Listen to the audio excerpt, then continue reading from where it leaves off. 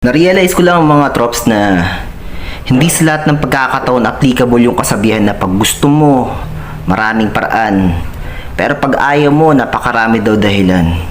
Siguro, isipin nyo, pilosopo lang talaga ako, pero may mga tao na nasa sitwasyon sila na kung saan ayaw nila yung ganong sitwasyon pero wala silang magawang paraan para makaalis sa ganong sitwasyon, kundi piliin lang matili kahit labag sa kalooban nila. Gaya ng mga OFW, kahit gustuhin nilang makauwi sa Pilipinas sa mga oras na kailangan sila ng mga mahal nila sa buhay o okasyon o yung tipong may hindi magandang nangyari sa Pilipinas o hindi magandang balita.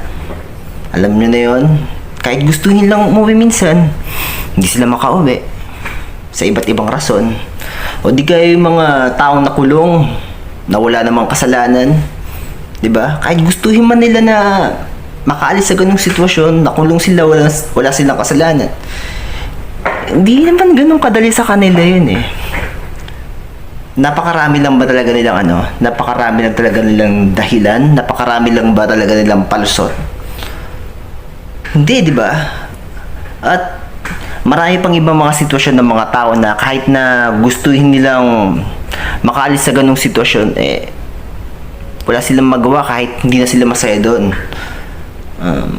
Wala silang ibang magawa kundi manatili lang muna doon kahit di na sila masaya dahil meron silang mga bagay na sinasaalang-ala. Mga tao kasi na napakadali lang sa kanila makapagbitaw ng salita at makapanghusga ng kapwa-tao nila porket wala sila sa gipit na sitwasyon at nasa komportabling sitwasyon na sila. Kaya ganon, kaya naging sarado na rin yung mga isip nila.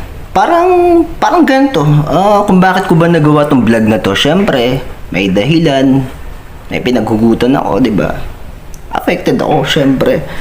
Kunwari, didiretsahin ko na kayo, may taong mga nagsasabi na lapit sa'yo na, ba't di ka mag-abroad to? Elvin pala ako. Hindi yung totoo na yun eh. Yung totoo nickname ko. Hindi ka mag-abroad, ganyan. Hindi mo ba gusto? Gusto ko syempre, di ba? Pero, ilalatag ko sa kanila yung mga dahilan ko, yung mga rason ko, kung bakit hindi ko magawa yung ganyang pag-abroad. Syempre, may mga sinasaalang-ala rin ako sa bahay, si Ermat ko, ganyan, may sakit sa puso. Pero, hindi pa talaga mawawala yung pag gusto mo paraan. Pag ayaw mo, napakaraming dahilan. Ganun mga bagay, mga chong. Kung sasagutin ba niyo yung ko,